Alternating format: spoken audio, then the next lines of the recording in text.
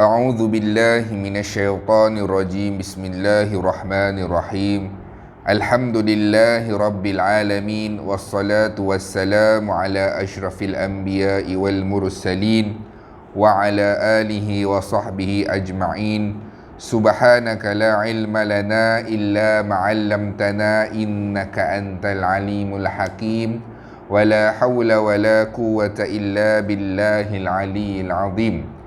Yang pertamanya, radina billahi rabba, kami redha Allah Tuhan kami, wa bil islami dina, Islam cara hidup kami, wa bi Muhammadin nabiyyan wa rasulah, dan kami semua redha bahawasanya Muhammad sallallahu alaihi wasallam adalah seorang nabi dan juga rasul.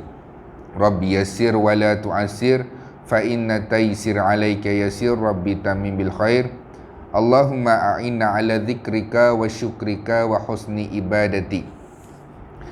InsyaAllah hari ini kita akan menyambung membaca sebuah kitab sirah yang diberi nama Ar-Rahiqul Makhtum, karangan Syekh Safiur Rahman Al-Mubarakfuri. Sebuah kitab yang menceritakan perjalanan kehidupan satu makhluk Allah Subhanahu Wa Taala yang paling disayangi oleh Allah Subhanahu Wa Taala, iaitu Muhammad sallallahu alaihi wasallam.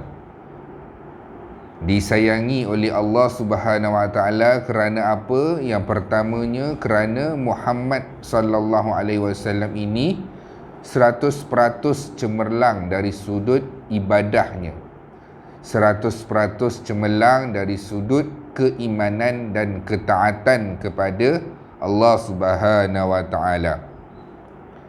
Jadi mengapa kita mempelajari sirah Nabi Muhammad sallallahu alaihi wasallam? Kenapa kita sibuk-sibuk nak mengetahui kehidupan Nabi?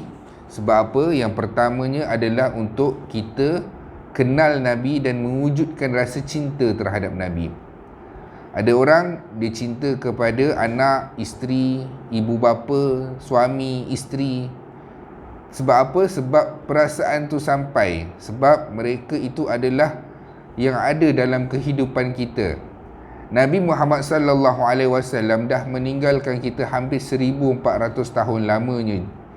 Jarak kita dengan Nabi terlalu lama.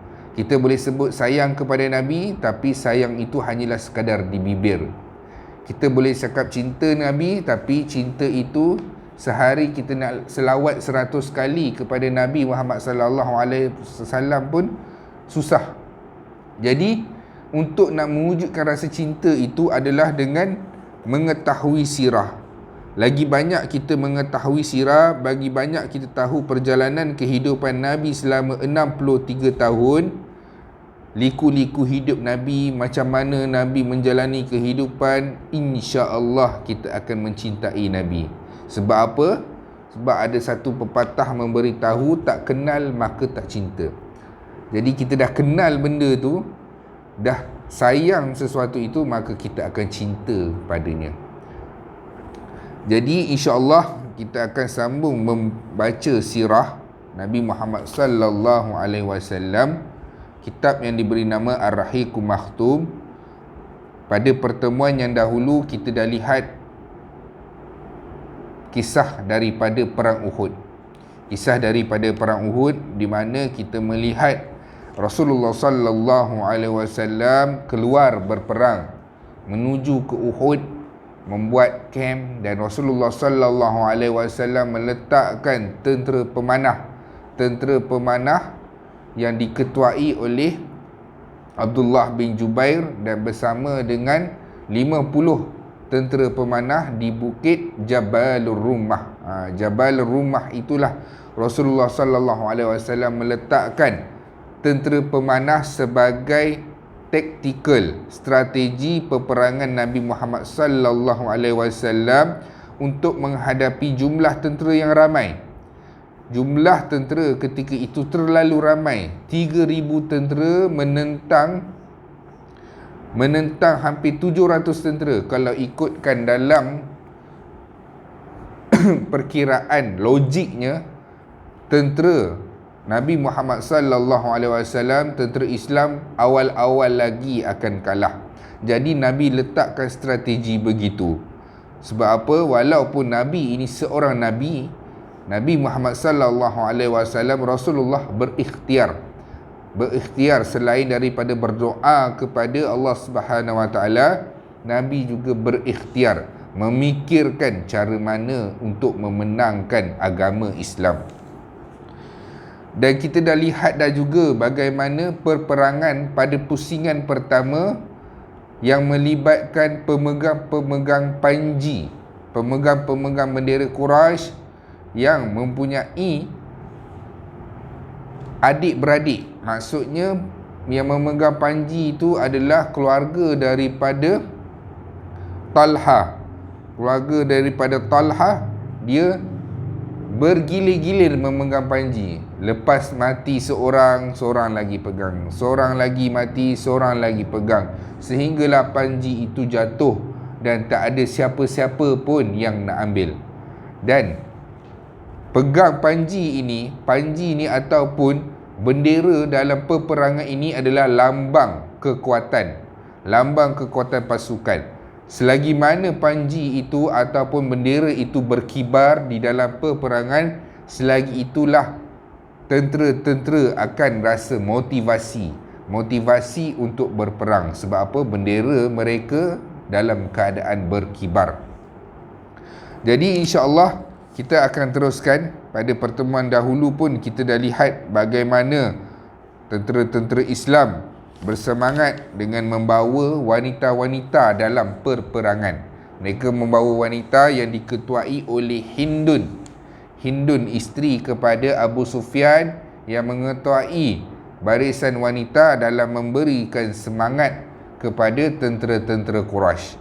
Itu cara-cara tentera Quraisy, mereka menggunakan perempuan untuk menaikkan semangat, bernyanyi dan juga mendendangkan syair kepada tentera-tentera Quraisy ketika memerangi umat Islam dalam perang Uhud. InsyaAllah hari ini kita akan sambung. Kita nak lihat situasi di dalam peperangan ini. Apakah peristiwa-peristiwa yang berlangsung dalam peperangan ini. Pada pusingan pertama, tentera Islam sudah pun menampakkan ciri-ciri kemenangan. Apa yang kita lihat apabila Abu Dujanah ini adalah seorang pemuda yang Rasulullah sallallahu alaihi wasallam hadiahkan kepadanya pedang Nabi Muhammad sallallahu alaihi wasallam. Apabila Rasulullah bertanya kepada para sahabat, siapakah yang nak memegang pedang ini dan menunaikan hak-hak pedang ini? Bermaksud apabila seseorang itu memegang pedang Nabi Muhammad sallallahu alaihi wasallam, menunaikan hak ini apa dia? Iaitu bertempurlah dengan pertempuran yang sebenar. Beranilah dalam menghadapi pertempuran. Lawanlah musuh bersungguh-sungguh. Jadi Nabi tawarkan kepada para sahabat, siapakah yang nak menunaikan hak-hak pedang ini. Jadi Abu Dujanah adalah salah seorang sahabat Nabi Muhammad sallallahu alaihi wasallam yang menyahut seruan itu. Dan Rasulullah sallallahu alaihi wasallam hadiahkan, berikan pedang itu kepada Abu Dujanah. Dan ketika perang itulah Abu Dujanah melilitkan kain berwarna merah di kepalanya, diikat dengan kain berwarna merah. Bermaksud Abu Dujanah kali ini akan berperang bersungguh-sungguh, bermati-matian. Ketika itulah sahabat Nabi yang bernama Zubair bin Awam, dia kata apa? Dia kata, ada perasaan janggal dalam diriku ketika aku meminta pedang itu daripada Rasulullah sallallahu alaihi wasallam dan baginda tidak menyerahkan kepadaku. Maka baginda menyerahkan kepada Abu Dujanah. Maka aku berkata, aku ini anak Safiyah, anak makciknya. Aku berasal daripada Quraisy. Aku menyambut pertanyaan baginda, lalu ku minta pedang itu daripada baginda, tetapi baginda menyerahkan kepada Abu Dujanah dan membiarkan aku. Demi Allah, aku akan selalu melihat perlawanannya. Zubair bin Awam kata apa? Apa yang Zubair bin Awam nak bagi tahu? Zubair bin Awam kata, aku minta pedang itu. Sebab apa? Sebab aku nak tunaikan haknya. Dan aku juga adalah saudara mara buat Rasulullah sallallahu alaihi wasallam. Di sini dinyatakan aku adalah anak kepada Safiyah iaitu anak kepada makciknya, dan aku juga berasal daripada Quraisy. Tapi Rasulullah tak bagi kepada Zubair bin Awam. Rasulullah bagi kepada Abu Dujanah. Jadi kata Zubair bin Awam, dia kata apa? Dia kata, aku akan pasti melihat peperangan ini dan aku akan ikut Abu Dujanah. Aku nak tengok macam mana dia berperang. Adakah dia menunaikan hak-hak pedang itu. Jadi dalam peperangan ini, kata Zubair bin Awam, aku melihat Abu Dujanah lah yang paling hadapan. Abu Dujanah, siapa saja yang melintasi di hadapannya pasti akan dihayunkan pedang itu, maka matilah orang itu. Sehingga kan Abu Dujanah pergi ke tempat yang paling sesak. Kan kalau dalam perang dia Abu Dujanah ni menuju ke pasukan askar-askar elit dan juga pemimpin-pemimpin Quraisy. Dia pergi tempat spot yang paling penting sekali. Jadi aku melihat Abu Dujanah seperti seekor singa yang lapar dan tidak boleh dikawal. Maksudnya Abu Dujanah berperang bersungguh-sungguh, bermati-matian. Jika dia berhadapan dengan seorang musuh, maka orang itu pasti dibunuhnya. Di pihak musyrikin ada seorang yang tidak mahu membiarkan seorang pun terselamat. Akhirnya mereka berdua saling berhadapan. Ketika dalam peristiwa peperangan itu, Abu Dujanah berhadapan dengan pihak musyrikin yang lebih kurang semangatnya dengan Abu Dujanah, dan mereka ni pun bersua dan mereka berperang, berlawan. Si musyrik itu menebaskan pedangnya untuk kali ketiga, yang kali ini ditangkis oleh Abu Dujanah dengan perisai kulitnya sehingga pedang si musyrik itu tertancap. Abu Dujanah terus melibas musyrikin itu dan membunuhnya. Dan dalam perlawanan satu lawan satu itu, Abu Dujanah berjaya membunuh musyrikin itu. Kemudian apa yang kita nak lihat? Sehingga dia sampai kepada panglima wanita Quraisy. Abu Dujanah ni sampai satu tahap dia berperang, dia menuju siapa saja yang berhadapan dengan Abu Dujanah akan bunuh dia. Sampailah satu ketika Abu Dujanah berhadapan dengan panglima wanita Quraisy yang waktu itu dia tidak tahu bahawa itu adalah wanita. Dalam satu keadaan Abu Dujanah berperang, Abu Dujanah berhadapan dengan seorang tentera panglima, tapi Abu Dujanah tak tahu yang itu adalah perempuan. Sebab apa? Mungkin dia tutup muka dia ataupun memakai perisai perang. Abu Dujanah dia nak libas pedang itu.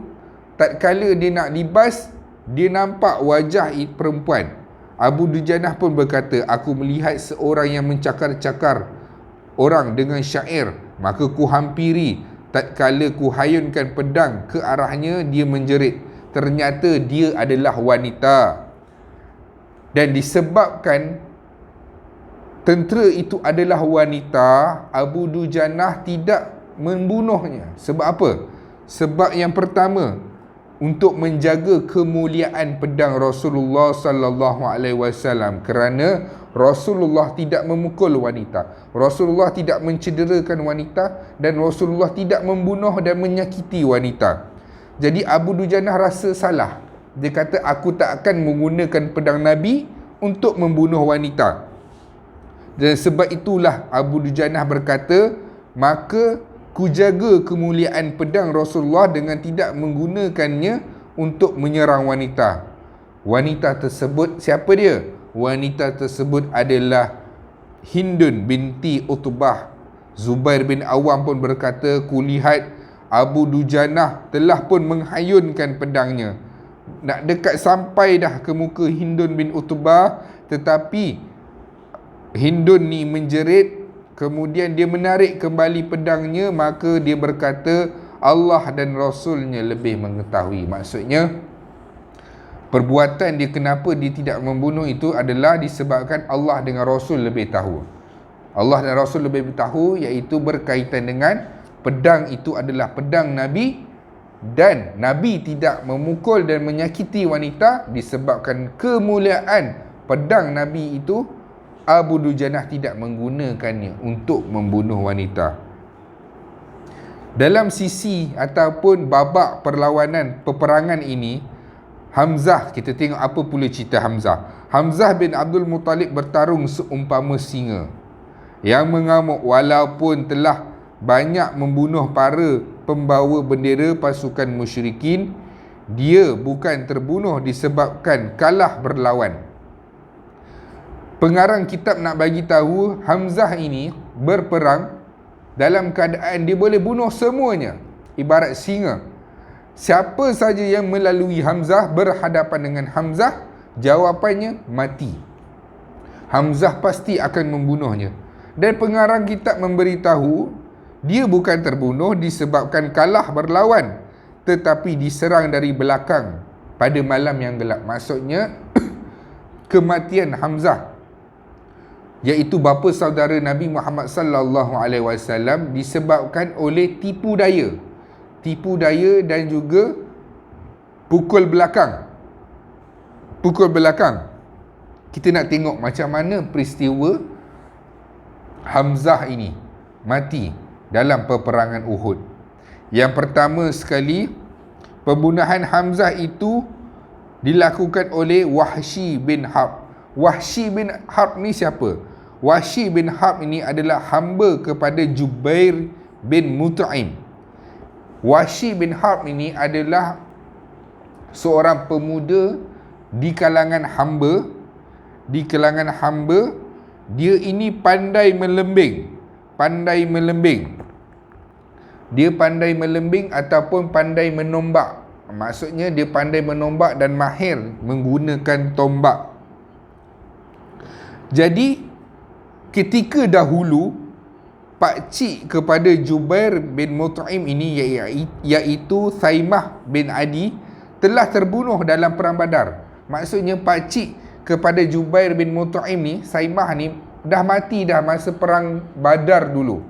Jadi dia rasa dendam sebab apa? Sebab Sayyidina Hamzah radhiyallahu anhu, bapa saudara Nabi Muhammad sallallahu alaihi wasallam, yang membunuh bapa saudara dia. Jadi dia target dalam perang kali ini, aku kena bunuh Hamzah sebagai bukti membalas dendam kematian pakcik dia. Jadi nak berhadapan dengan Hamzah ini memang susah. Sebab apa? Sebab Hamzah ini seorang yang mahir dalam bertempur dan seorang yang cekap bermain senjata. Jadi untuk nak berhadapan dengan Hamzah sangat susah. Jadi dia perasan bahawa dia ada seorang hamba iaitu bernama Wahsy bin Harb, dan dia tahu Wahsy ni pandai melembing dan pandai menggunakan tombak. Maksudnya kalau ada tombak pada jarak tertentu pasti tepat. Jadi apa yang Jubair bin Mut'im ni buat? Jubair bin Mut'im ni tawarkan kepada Wahsy bin Harb, wahai Wahsy, kalau engkau berjaya berperang dan engkau berjaya membunuh Hamzah bin Abdul Muttalib, aku akan bebaskan kau. Jadi engkau dah tak perlu menjadi hamba, engkau bebas untuk buat apa saja dan tak perlu berkhidmat dengan aku. Pada zaman dahulu, pada zaman ketika Rasulullah sallallahu alaihi wasallam, maksudnya 1400 tahun dahulu, membebaskan hamba ini sesuatu yang besar. Bermaksud umpamanya kita beli Ferrari dan kita hadiahkan kepada orang macam tu je. Itu istilah dia, membebaskan hamba ni. Sebab hamba ini sesuatu benda yang besar dan hebatlah pada ketika 1400 tahun yang dahulu. Sebab itulah ketika Abu Lahab dapat tahu berita kelahiran Rasulullah sallallahu alaihi wasallam, Abu Lahab terlalu gembira sehingga Abu Lahab membebaskan hamba perempuan dia ketika itu, yang memberikan khabar gembira itu. Betapa dia pernah suatu ketika Abu Lahab ni pernah gembira dengan kelahiran Nabi Muhammad sallallahu alaihi wasallam. Jadi Jubair bin Mut'im ni menawarkan kepada hamba dia Wahsy bin Harb yang pandai melembing ini, kalau engkau berjaya lembing ataupun menombak Saidina Hamzah mati, aku akan bebaskan kau. Jadi Wahsy ni suka dengan tawaran tu. Jadi sebelum perang Uhud lagi, dia dah mula berlatih melembing, mula memperkemaskan skill melembing dia. Sebab apa? Dia nak membunuh Saidina Hamzah. Dan dalam perang itu, Jubair pun berkata, sesungguhnya jika engkau dapat membunuh Hamzah, maka engkau akan merdeka. Dan lelaki Habsyah ini iaitu siapa? Wahsy bin Harb ni daripada lelaki Habsyah yang sering melempar lembing. Ketika semua orang telah berundur dan melangkah mencari-cari Hamzah, kulihat Hamzah berada di tengah-tengah manusia seperti unta jantan yang muda. Maksudnya Wahsy bin Harb dalam perang itu dia mencari-cari di mana Hamzah, dan dia nampak Hamzah berada di dalam tengah-tengah peperangan dan seperti seekor unta jantan muda, maksudnya yang liar, ganas, maksudnya berperang bersungguh-sungguh, bermati-matian. Dan Wahsy nampak di mana kedudukan Hamzah. Dalam keadaan itu, maka aku bersembunyi. Kata Wahsy bin Harb, dia bersembunyi daripada sebalik pohon ataupun batu agar dia tidak dapat melihat ke arah Wahsy. Maksudnya Wahsy dah pegang tombak dekat batu ataupun pokok, Wahsy bersembunyi supaya Hamzah tidak dapat melihat dia. Dan dia menunggu saat apabila Hamzah dalam keadaan jarak untuk mudah dilembing, maksudnya sekira-kira jarak itu sesuai untuk melembing, Wahsy tunggu keadaan tersebut untuk dia lepaskan lembing ataupun tombak dia kepada Hamzah. Tiba-tiba Sibah bin Abdul Uzza mendahuluiku. Kata Wahsy bin Harb ni, dia ceritalah, Wahsy bin Harb ni dia akan masuk Islam. Suatu ketika lepas peristiwa ni dia akan masuk Islam, dia peluk Islam. Jadi dia ceritakan balik semula pengalaman dia ketika melembing itu.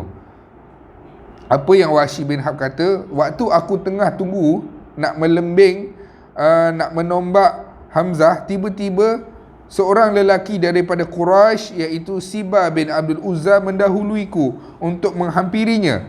Tak kala melihat Sibah, Hamzah berkata kepadanya, kemarilah wahai anak wanita pemotong. Maksudnya anak wanita pemotong, gelaran kepada Sibah bin Abdul Uzza, kerana mak dia, ibu dia adalah seorang wanita yang mengkhatankan kanak-kanak. Jadi dipanggil dengan gelaran macam tu, sebab orang Arab suka panggil seseorang dengan gelaran. Hamzah lantas melibas ke arah Sibah bin Abdul Uzza dan pedangnya menuju ke arah Sibah dan terpisahlah kepala daripada jasadnya. Nampak? Daripada awal lagi diberitahu bahawa siapa-siapa saja yang berhadapan dengan Hamzah dalam pertempuran satu lawan satu, pertempuran dekat, maka orang itu pasti akan mati di tangan Hamzah radhiyallahu anhu dengan izin Allah Subhanahu wa taala. Dan apabila dah mati si musyrikin itu, Wahsy meneruskan. Dia kata apa? Ku main-mainkan lembingku dengan gerakan persiapan untuk melempar. Maksudnya Wahsy dia dalam keadaan bersedia untuk nak melembing Hamzah. Jadi dia kata aku mengangkat-ngangkat, kira macam menimbang-nimbang lah. Kalau kita tengok dalam sukan Olimpik orang nak lembing, sebelum dia nak lembing tu, dia akan macam buat gaya-gaya macam nak melembing tu. Jadi Wahsy pun melakukan perkara yang sama. Dia kata apa? Ku main-mainkan lembingku dengan gerakan untuk persiapan untuk melempar. Lembing itu terjunam ke perutnya bahagian bawah sehingga menembusi dan keluar daripada kedua kakinya. Maksudnya apabila dalam keadaan jarak sekira-kira lembing itu dilontarkan, pasti akan sampai.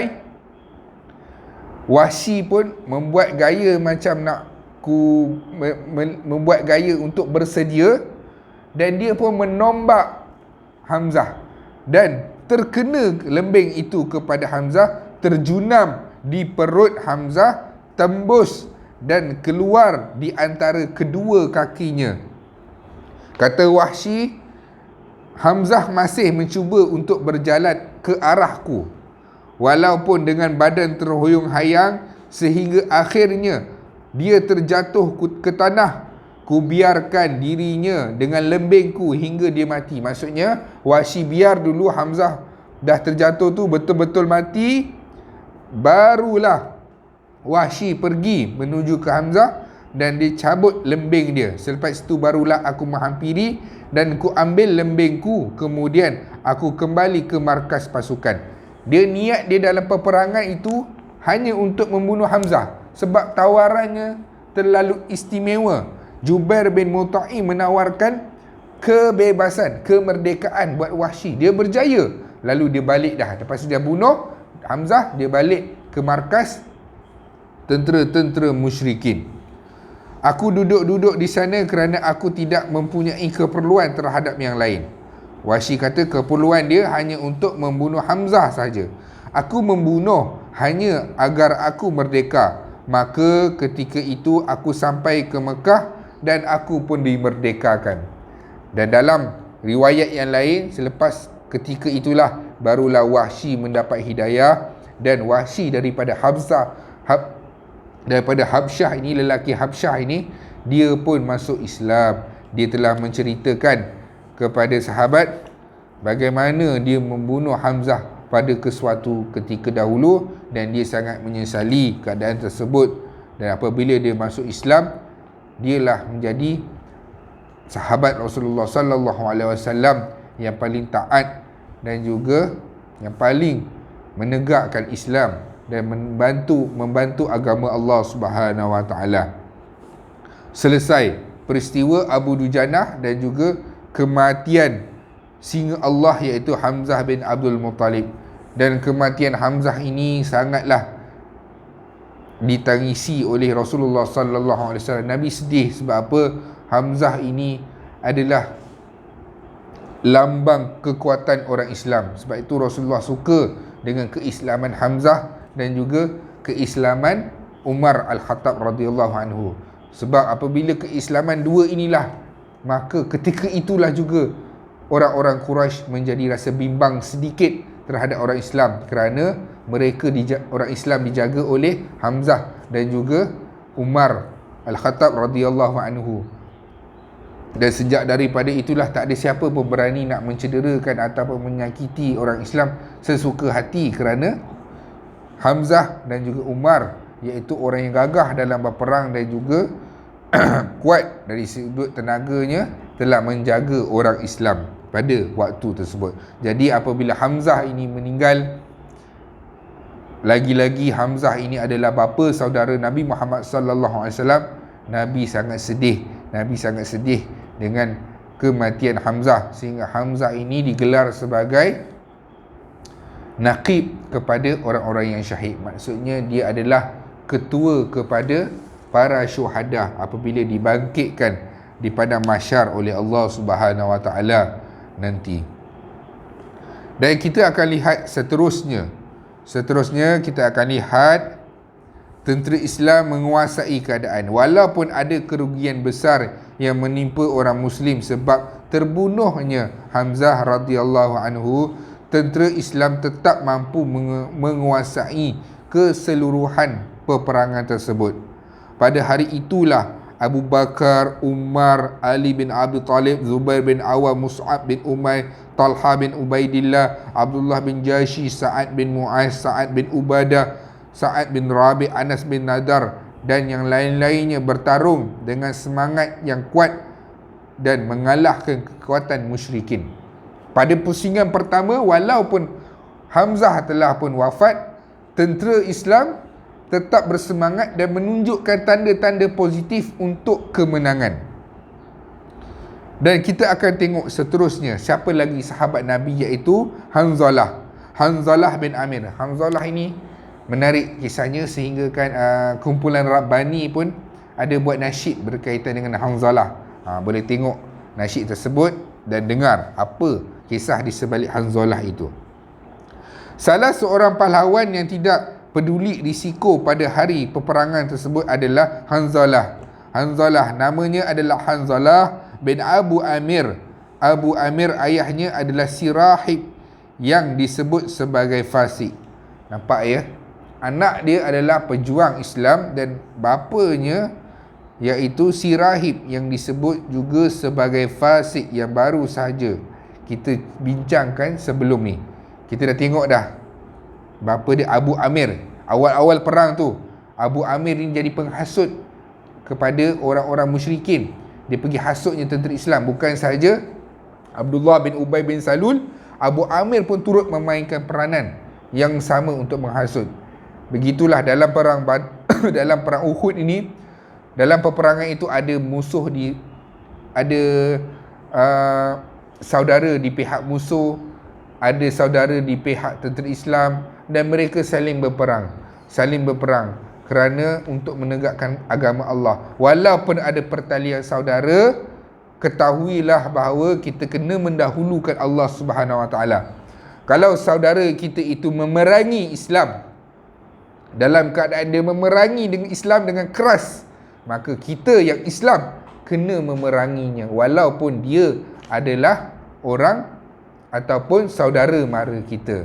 Ini adalah kaedah dalam kita mentaati agama, mendahulukan Allah, mendahulukan Rasulullah sallallahu alaihi wasallam. Dalam hati kita mesti Allah nombor satu, nombor dua Rasulullah sallallahu alaihi wasallam, kemudian kita boleh susun. Dalam keadaan orang yang kita sayang itu di bawahnya itu menentang Allah, jadi kita kena dahulukan Allah. Sebab apa? Kita dah meletakkan dalam hati kita Allah di tempat yang pertama. Apa cerita Hanzalah? Hanzalah ini ceritanya dia baru berkahwin. Maksudnya dia berkahwin itu pada malam tersebut adalah malam pertama dia sebagai pengantin. Apabila dia mendengar seruan bahawa perang Uhud ini akan berlaku untuk menentang tentera musyrikin, dia dah tak peduli dah. Dia terus menyahut seruan itu, tinggalkan isteri dia. Kita nampak bila kita baca ni, kita nampak perkara ini sangat mudah. Oh, Hanzalah baru kahwin, kemudian meninggalkan isteri dia. Tapi kita kena mendalami. Siapa yang pernah berkahwin, selalunya nak kahwin tu kita akan minta cuti. Tak ada orang minta cuti satu hari untuk berkahwin. Dia akan minta cuti sekurang-kurangnya 2-3 hari. Itu pun sedikit. Ada orang berkahwin dia minta cuti seminggu. Hanzalah bila dengar berita ini, dia terus menyahut seruan itu. Sebab apa? Sebab yang pertamanya adalah ganjaran syahid di jalan Allah Subhanahu Wa Taala. Antara kematian ataupun masuk syurga tanpa hisab adalah mati di fisabilillah, iaitu mati fisabilillah, berperang mengangkat senjata berlawan dengan orang yang menentang Islam. Jadi Hanzalah ni baru kahwin, patutnya esok boleh pergi sarapan sama-sama dengan isteri, boleh bergurau senda. Orang baru kahwin begitulah seadanya. Tapi Hanzalah meninggalkan syahwatnya, meninggalkan keinginannya pada isterinya demi Allah Subhanahu Wa Taala. Apabila mendengarkan berita itu, Hanzalah terus bangun. Tatkala dia mendengar panggilan peperangan, Sewaktu berada di pangkuan isterinya, dia terus melepaskan dakapannya, kemudian segera berdiri untuk berjihad. Setelah dia berhadapan dengan pasukan musyrikin di medan peperangan, dia terus membelah barisan lawan. Dia terus menuju, dia pun sama juga, lebih kurang macam Abu Dujana, sampai di tengah-tengah panglima pasukan musyrikin, Abu Sufyan. Dia terus pergi menuju siapa? Terus dia target panglima dia terus, iaitu Abu Sufyan. Sampai dekat Abu Sufyan, dia hampir dah nak membunuh Abu Sufyan, tetapi dia telah dikurniakan syahid. Maksudnya dalam pertempuran tu, dia nak menuju ke Abu Sufyan, dia tak dapat bunuh Abu Sufyan. Bahkan dia telah berjaya mengalahkan Abu Sufyan dengan sepenuhnya. Tetapi ketika itu Shaddad bin Aswad melihatnya, lalu menyerang dan membunuhnya. Maksudnya dia dah hampir dah nak menang dengan Abu Sufyan, tapi ada orang yang melihat Abu Sufyan nak kena serang, iaitu Shaddad bin Aswad. Dia nampak, dia terus membunuh, membantu Abu Sufyan, lalu syahidlah Hanzalah. Hanzalah ni mati. Nanti kita akan lihat satu keadaan apabila Rasulullah sallallahu alaihi wasallam mengumpulkan jenazah Uhud, orang tak jumpa jenazah Hanzalah. Orang tak jumpa jenazah Hanzalah, dan bila orang jumpa mencari jenazah Hanzalah ni dalam keadaan basah. Maksudnya basah disiram. Lalu para sahabat bertanyakan peristiwa ini kepada Nabi. Nabi menjawab, ketahuilah bahawa para malaikat turun untuk memandikan jenazah Hanzalah. Hanzalah dimandikan oleh para malaikat yang telah Allah utuskan. Itulah sebahagian sedikit kisah berkenaan dengan Hanzalah. Nanti kita akan tengok di akhir siri perang Uhud nanti, macam mana Rasulullah mengumpulkan jenazah ataupun syahid Uhud ni. Kita akan tengokkan satu persatu. Selesai kisah berkaitan dengan kematian Abu Talib dan juga beberapa sahabat Nabi Muhammad sallallahu alaihi wasallam, Abu Dujanah dan juga Hanzalah radhiyallahu anhu. Kemudian kita akan tengok seterusnya. Kekalahan menanti pasukan musyrikin. Pasukan musyrikin menjadi lemah dan barisan mereka menjadi porak-peranda kiri dan kanan dan belakang. Musnah. Maksudnya pusingan pertama, tentera Islam dah nak menuju dah kemenangan. Kita nak lihat sekarang ni tugas pasukan pemanah. Pada waktu itu, pasukan Mekah yang diketuai oleh Khalid bin Al-Walid dibantu oleh si Fasik iaitu Abu Amir melakukan serangan sebanyak 3 kali untuk memutuskan sayap kiri tentera Islam. Mereka berharap boleh memberikan kekalahan kepada Rasulullah, tetapi para pemanah menghujani mereka dengan anak panah sehingga serangan mereka yang sebanyak 3 kali itu gagal. Khalid bin Al-Walid cuba nak menguasai bahagian kiri tentera Islam, tapi tak berjaya. Tentera berkuda Khalid bin Al-Walid cuba nak serang, tapi tak berjaya. Sebab apa? Sebab kalau di awal-awal kita dah bincangkan, di Jabalur Rumah itu ada tentera-tentera Islam pemanah yang diketuai oleh Abdullah bin Jubair menghujani dengan panah. Jadi tak boleh, tak berjaya. Nak masuk je kena panah, nak masuk je kena panah. Jadi tak berjaya. Mereka cuba sampai 3 kali, sehinggalah pasukan musyrikin hampir kalah. Kanan dan kiri, depan dan belakang porak-peranda. Pada waktu itu 3,000 pasukan musyrikin seolah-olah berhadapan dengan 30,000 tentera Islam. Tidak ada seorang pun daripada mereka berani mengambil risiko untuk mengambil bendera panji mereka yang telah pun jatuh setelah kematian Syawab. Kita dah bincangkan dah sebelum ini. Kemudian mereka berundur dan mereka melarikan diri. Kemudian Allah menurunkan pertolongan ini. Kata Ibnu Ishaq meriwayatkan bahawa dalam peperangan ini Allah menurunkan pertolongannya. Apa dia? Abdullah bin Zubair meriwayatkan daripada ayahnya, sesungguhnya aku boleh melihat betis Hindun bin Utbah dan sahabat-sahabatnya ketika mereka berlari kencang kerana takut, padahal tidak ada seorang pun yang mengejar mereka. Ini adalah salah satu pertolongan Allah. Kita tak tahu yang Allah turunkan bantuan ni apa, tapi kata sahabat iaitu Abdullah bin Zubair, dia kata dalam situasi peperangan tersebut orang-orang musyrikin lari lintang bukan, padahal tak ada siapa pun yang mengejarnya, sehingga kan diriwayatkan mereka melihat Hindun bin Utbah, betis ini, maknanya Hindun ni berlari bersungguh-sungguh sampai nampak betis dia.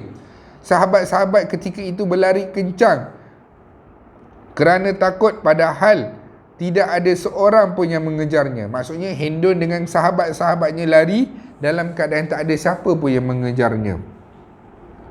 Dan pusingan pertama tentera Islam dah memang nampak dah nak menang. Kita nak tengok apa kesalahan besar dalam tentera Islam. Rasulullah sallallahu alaihi wasallam menasihati kepada tentera-tentera Islam, tentera-tentera pemanah awal-awal lagi dalam peperangan tersebut. Apa yang Rasulullah sallallahu alaihi wasallam kata? Nabi kata, walaupun apa pun yang berlaku, kami menang. Kami menang dalam keadaan kami berjaya dah kutip harta rampasan perang. Jangan turun kamu, wahai tentera pemanah yang berada di Jabalur Rumah, kata Rasulullah sallallahu alaihi wasallam. Dan kalaupun kami mati sekalipun, sehingga jenazah ataupun mayat-mayat kami dimakan oleh burung sekalipun, kamu wahai tentera pemanah tetaplah kekal di Jabalur Rumah, tetap kekal di situ. Ada sebab kenapa Rasulullah sallallahu alaihi wasallam memberikan arahan sebegitu. Dan kita kenalah taat dengan perintah Rasulullah sallallahu alaihi wasallam dan para sahabat yang ketika itu berada di Bukit Pemanah, bila nampak tentera Islam sudah pun merampas hasil ghanimah, iaitu harta rampasan perang, dan mereka nampak pun tentera musuh pun dah lari dan meninggalkan harta-harta mereka, orang-orang Islam pun pergi kutip. Dan ada para sahabat yang berada di Bukit Pemanah tu kata apa? Dia kata, buat apa kita tunggu di sini lagi? Tentera Islam dah nak menang, tentera kita dah menang. Jadi ada sebilangan kecil, sebilangan besar sebenarnya yang pergi turun. Arahan tegas yang disampaikan Rasulullah kepada pasukan pemanah, jangan turun. Pemanah melihat tentera Islam sedang merebut ghanimah. Mereka dikuasai oleh karakter yang buruk, jahiliah yang cintakan dunia. Walaupun mereka para sahabat, tapi manusia bila nampak pada sesuatu yang percuma dan free, mereka akan buat apa? Mereka akan lari berkejaran untuk mendapatkan harta rampasan. Jadi para sahabat ni bukannya dia tak taat, memang dia tak taat, tapi sebab dia rasa kita dah menang, buat apa lagi kita tunggu? Dikuasai dengan perasaan nak dapatkan harta rampasan perang tu, sehingga kan Abdullah bin Jubair pesan, tak ingat ke Rasulullah dah pesan dah kepada kita, jangan turun apa pun yang berlaku, kalah ke atau menang, jangan. Tapi para sahabat yang lain tu tetap turun. Sebab apa? Inginkan habuan harta ghanimah tersebut. Kebanyakan mereka tidak mempedulikan peringatan ini. Mereka berkata, demi Allah, kami akan mendatangi mereka lalu mengambil bahagian kami. Sebab apa? Dia pun nak bahagian dia. Hampir 40 orang tentera pemanah, 50 orang, 40 punyalah ramai tentera pemanah yang meninggalkan kedudukan mereka di atas gunung ganang tadi, di atas Jabalur Rumah tadi. Sampailah dekat situ, sampai dekat Jabalur Rumah tadi, mereka turun, tinggallah 10 orang. Jadi tentera pemanah ni tak ramai dekat atas. Jadi kekuatannya tidak boleh menandingi tentera Khalid bin Al-Walid, tentera berkuda Khalid bin Al-Walid. Kita tengok apa yang berlaku. 40 orang pemanah meninggalkan kedudukan mereka untuk mendapatkan ghanimah. Perlindungan terhadap tentera Islam menjadi lumpuh. Sebab apa? Tentera pemanah itulah nak melindungi tentera-tentera yang sedang bertempur dekat bawah. Perlindungan tentera Islam menjadi lumpuh. Yang tinggal adalah Ibnu Jubair, iaitu Abdullah bin Jubair, dan 9 orang tentera yang lain, pemanah yang lain. Jadi bila Khalid Al-Walid nampak keadaan inilah dia kata peluang yang emas. Khalid bin Al-Walid berpusing di Jabal Rumah dengan cepat sehingga dapat menjangkau barisan belakang tentera Islam. Dia membunuh Abdullah bin Jubair. Abdullah bin Jubair syahid. Ketua pemanah tadi syahid, Abdullah bin Jubair dan anggota pasukannya. Selepas itu dia menyerang tentera Islam dari belakang. Maksudnya Khalid bin Al-Walid tadi dia nak serang dah dari tadi. Tapi tak dapat sebab ada tentera pemanah. Jadi bila tentera pemanah ni pergi turun, 40 orang pergi turun, tinggal 10 orang saja. Jadi Khalid bin Al-Walid nampak ini peluang emas, dia berpatah balik berpusing, serang tentera pemanah, mati tentera pemanah. Dan sekarang ini Khalid bin Al-Walid menguasai di bahagian belakang.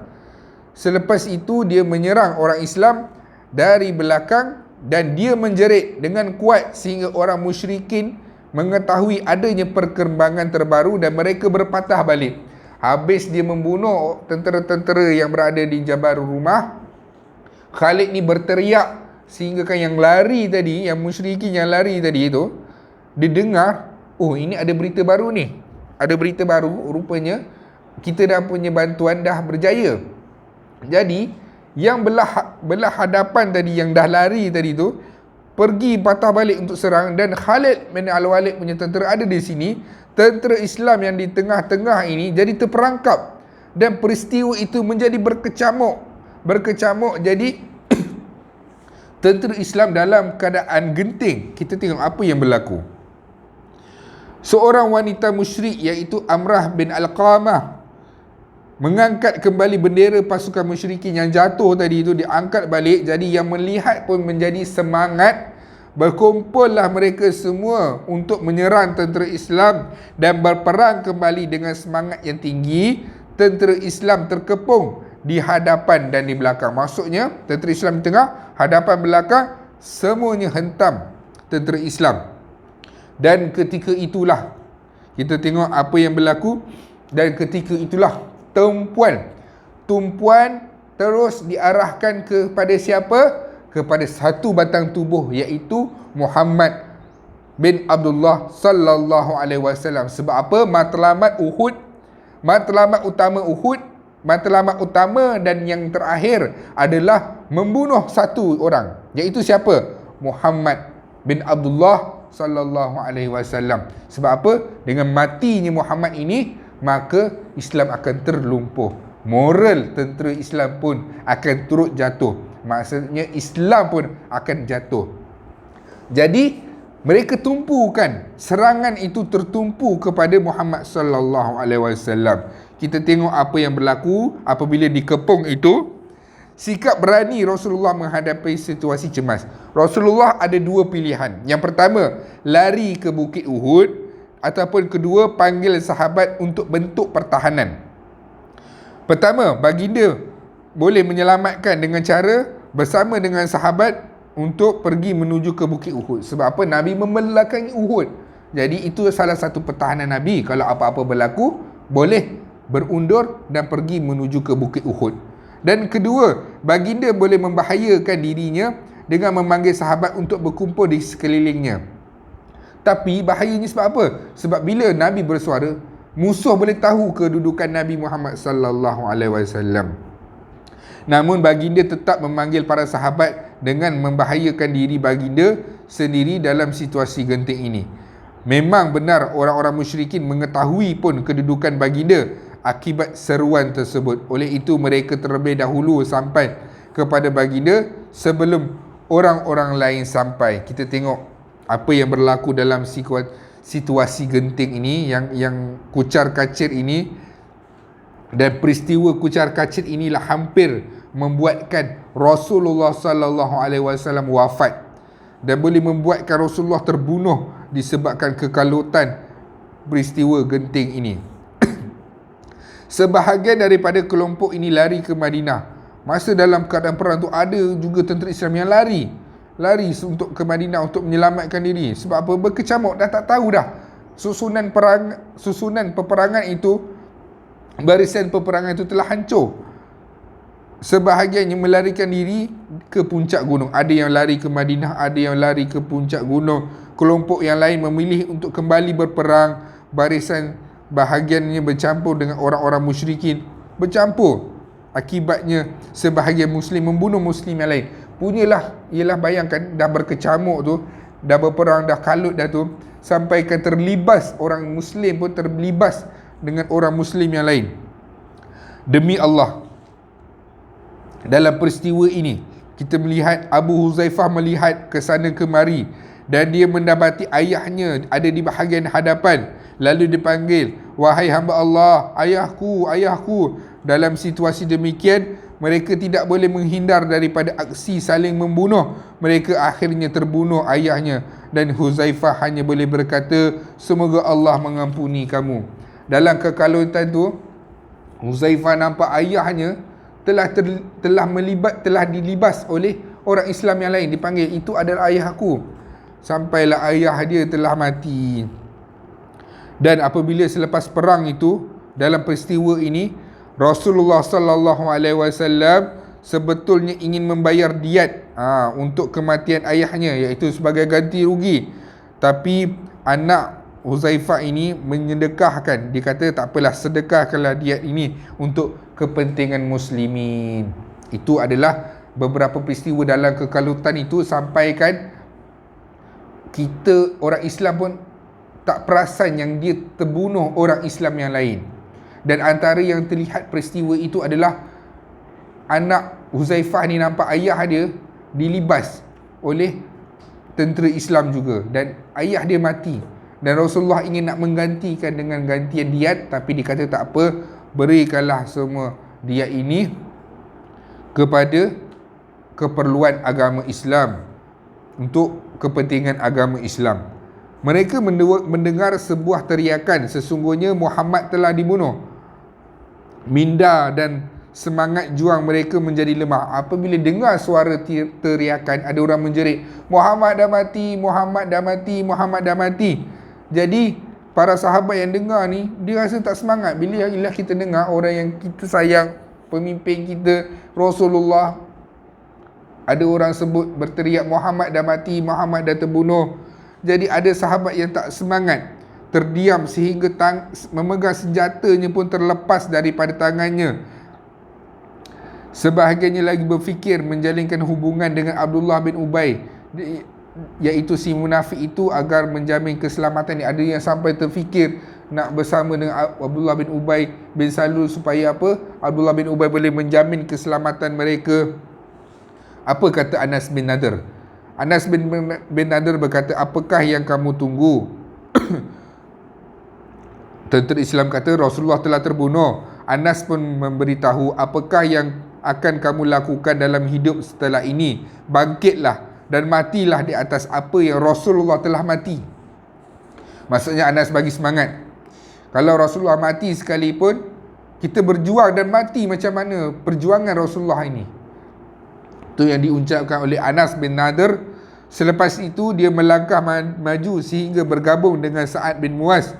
"Mahu ke mana, wahai Abu Umar? Betapa indahnya angin syurga, wahai Sa'ad. Aku menciumnya dari arah Uhud." Kemudian apa yang berlaku? Akhirnya dia pun terbunuh dalam keadaan tidak dikenali kecuali oleh saudara perempuannya. Maksudnya, dalam situasi tersebut, Sa'ad bin Muaz, dia berkata apa? Dia kata, "Mahu pergi ke mana, wahai Abu Amir?" Dalam peristiwa ini, dalam peperangan ini, selepas itu dia melangkah maju sehingga bergabung dengan Sa'ad bin Muaz. Maka Sa'ad bertanya, "Mahu ke mana, wahai Abu Umar?" "Betapa indahnya angin, wahai Sa'ad, sesungguhnya aku telah mencium bau syurga." Kemudian dalam peristiwa tersebut, Anas bin Nadir mati dalam pertempuran tersebut dalam keadaan tiada siapa pun yang dapat mengecam dirinya kecuali saudara perempuannya. Terdapat lebih daripada 80 luka tikaman yang disebabkan oleh hujanan tombak dan libasan pedang dan panahan anak panah. Itu yang berlaku ketika dalam peperangan. Dalam kekalutan itu, apabila mendengar Rasulullah telah pun mati, para sahabat menjadi tak semangat. Ada yang pegang senjata, senjatanya jatuh. Ada yang lari, ada yang pergi balik ke Madinah, ada yang pergi Bukit Uhud. Berkecamuk masa tu.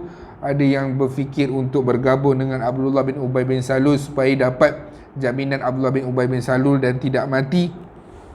Dan ketika itu Anas bin Nadir pun mati disebabkan dengan 80 luka tikaman ketika peperangan tersebut. Selain itu, Sabit bin Dahdah, sahabat Nabi Muhammad sallallahu alaihi wasallam, menyeru dengan berkata, "Wahai orang Ansar, jikalau Muhammad telah mati, Allah tetap hidup. Berperanglah dalam membela agama Allah." Mereka menyerang tentera berkuda yang dipimpin oleh Khalid bin Al-Walid. Akhirnya Khalid membunuhnya dengan tombak. Sabit bin Dahdah pun mati di tangan Khalid bin Al-Walid apabila ditombak, dan sahabat-sahabat Ansarnya juga terbunuh. Dan mereka cuba membelah jalan sehingga sampai ke markas Panglima. Mereka tahu sesungguhnya berita terbunuh Nabi Muhammad itu adalah dusta. Mereka tahu itu adalah dusta saja. Perkataan ataupun laungan yang mengatakan Muhammad telah mati hanyalah dusta. Sebab apa? Untuk menjatuhkan semangat orang Islam. Dahlah terkepung, berkecamuk peristiwa itu. Dengar pula Rasulullah dah mati, lagi menjatuhkan moral tentera Islam. 3 kelompok yang tidak memikirkan apa pun selain keselamatan Rasulullah sallallahu alaihi wasallam bersiap sedia mendatangi baginda. Di barisan hadapan kelompok itu adalah Abu Bakar As-Siddiq, Umar bin Al-Khattab dan Ali bin Abi Thalib radhiyallahu anhu. Mereka pun berlari ke arah baginda dan menyerang baginda. Orang-orang musyrikin menyerang baginda. Mereka berlari ke arah baginda, ke arah Rasulullah dan bertempur, dan pertempuran sengit tentera musyrikin dengan 9 orang sahabat yang lain. Dalam peperangan itu, dalam kekecamukan itu, ada juga para sahabat, antaranya adalah Talha bin Ubaidullah dengan Sa'ad bin Abi Waqqas radhiyallahu anhu, menjadi pengapit Rasulullah sallallahu alaihi wasallam untuk mempertahankan Nabi. Mereka berlawan bersungguh-sungguh, bermatian-matian. Orang terakhir daripada 7 Ansar yang syahid itu adalah Imarah bin Yazid bin Sakan. Kita nak tengok peristiwa waktu yang paling genting. Waktu yang paling genting dalam kehidupan Nabi Muhammad sallallahu alaihi wasallam. Apa dia? Rasulullah sallallahu alaihi wasallam hanya tinggal bersama 2 orang pembantunya, iaitu yang saya katakan tadi, Talha bin Ubaidillah dan Sa'ad bin Abi Waqqas radhiyallahu anhu. Itu merupakan saat yang paling genting dalam kehidupan Nabi. Sampai boleh katakan peristiwa itu menyebabkan Nabi hampir-hampir wafat. Mereka menyerang Nabi Muhammad dan mereka sangat bersemangat untuk membunuh Nabi. Utbah bin Abu Waqqas. Siapa Utbah ni? Utbah ini bin Abi Waqqas ini, iaitu daripada pihak musyrikin. Dia melemparkan baginda dengan batu sehingga menyebabkan Nabi terjatuh dan otot peha Nabi terkoyak, manakala bibir baginda terluka. Selepas itu datang pula lagi seorang musyrikin, iaitu Abdullah bin Shihab Az-Zuhri, menghampiri baginda dengan menyerang kening baginda. Dilibasnya dengan pedang, lalu terkenalah kening Rasulullah sallallahu alaihi wasallam. Kemudian datang lagi seorang lagi musyrikin, iaitu penunggang. Ini orang semua menumpukan serangan kepada Nabi. Penunggang kuda musyrikin yang kejam, iaitu Abdullah bin Qama'ah, melibas pedangnya ke belakang Rasulullah dengan kuat, sehingga kan Nabi rasa sakit selama lebih daripada 1 bulan. Selepas perang Uhud pun Nabi rasa sakit lagi.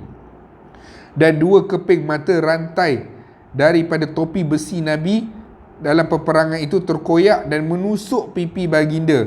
Lalu baginda berkata apa? Abdullah bin Qama'ah ni kata apa? Dia kata, "Kau perlu tahu, akulah Ibnu Qama'ah." Ibnu Qama'ah ni dia naik kuda, dia libas kepada Nabi, kena topi besi Nabi, tercucuk besi. Dia siap bagi tahu kepada Nabi lagi. Dia kata apa? Muhammad, kalau engkau nak tahu yang buat engkau ni siapa? Akulah Abdullah Abdullah bin Qama'ah, dia kata. Punyalah dia bangga dengan perkataan itu sampai apa? Sampai Rasulullah sebut aqama aqallah, semoga Allah menghinamu wahai Abdullah bin Qama'ah. Dalam riwayat lain baginda memberitahu bagaimanakah suatu kaum. Nabi bersabda bagaimana dalam kekalutan itu, Nabi bagi tahu bagaimanakah suatu kaum akan mendapat keuntungan jika mereka melukai wajah Nabi dan melukakan otot peha dan ingin membunuh Nabi, sedangkan Nabi itu hanya menyeru untuk menyembah Tuhan yang benar. Lalu Allah Subhanahu Wa Taala bagi tahu dalam Al-Quran, Allah membalas, tak ada sedikit pun sewenangnya untuk campur tangan dalam urusan mereka. Apakah Allah akan menerima taubat mereka ataupun Allah akan mengazab mereka? Sesungguhnya mereka adalah orang-orang yang zalim. Nabi kata apa? Nabi kata, Allahumma ghafirli liqaumi fa innahum la ya'lamun. Duhai Allah, ampunilah kaumku kerana sesungguhnya mereka tidak mengetahui.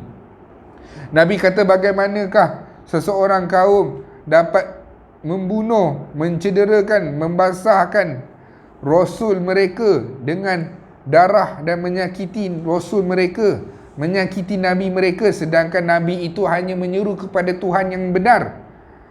Allah balas, Allah kata, sesungguhnya mereka adalah orang-orang yang zalim. Allah boleh mengazab mereka. Kata Rasulullah sallallahu alaihi wasallam, Allahumma firli liqaumi fa innahum la ya'lamun. Duhai Allah, ampunilah kaumku, sesungguhnya mereka tidak mengetahui. Dalam keadaan perang, dalam keadaan musuh pun nak menyerang Nabi, nak membunuh Nabi, Allah kata Allah akan mengazab.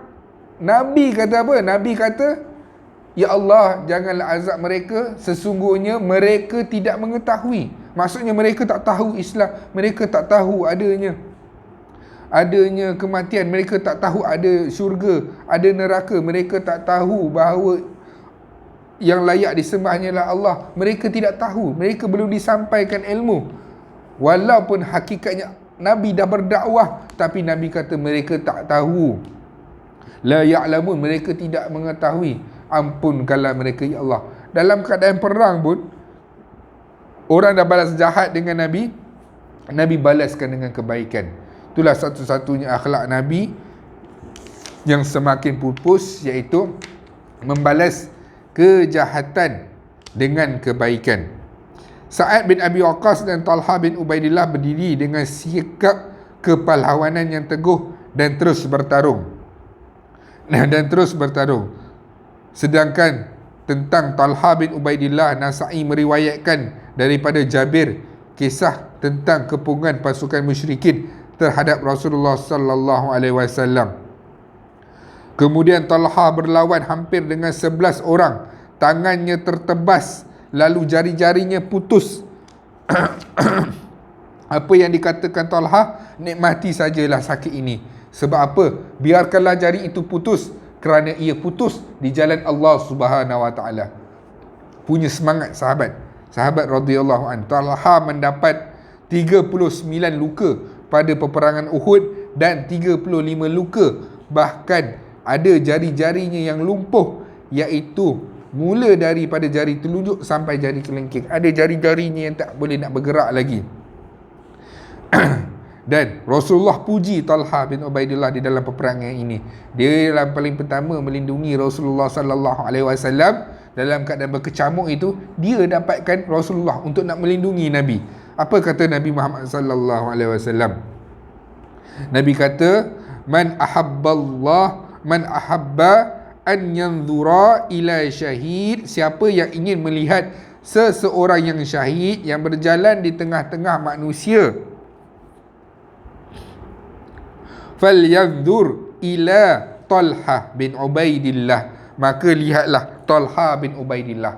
Rasulullah puji, dia kata siapa nak tengok ahli syurga yang berjalan di atas muka bumi, tengoklah Talha bin Ubaidillah. Nabi puji Talha bin Ubaidillah. Bersama baginda ada 2 orang yang berperang membelanya. Kedua-duanya memakai pakaian putih tetapi bertarung dengan hebat. Tetapi aku tidak melihat mereka berdua sebelum dan selepas. Dalam riwayat lain disebutkan sesungguhnya itu adalah Jibril dan Mikail. Dalam peristiwa itu juga Allah Subhanahu Wa Taala memberikan pertolongan, antaranya menurunkan para malaikat untuk membantu Rasulullah sallallahu alaihi wasallam. Jadi sekadar itu dulu, insya-Allah. Yang baik datang daripada Allah, yang lemah adalah kelemahan saya sendiri. Insya-Allah kita akan sambung lagi sedikit pada masa akan datang berkaitan dengan perang Uhud. Wallahu alam. Assalamualaikum warahmatullahi wabarakatuh.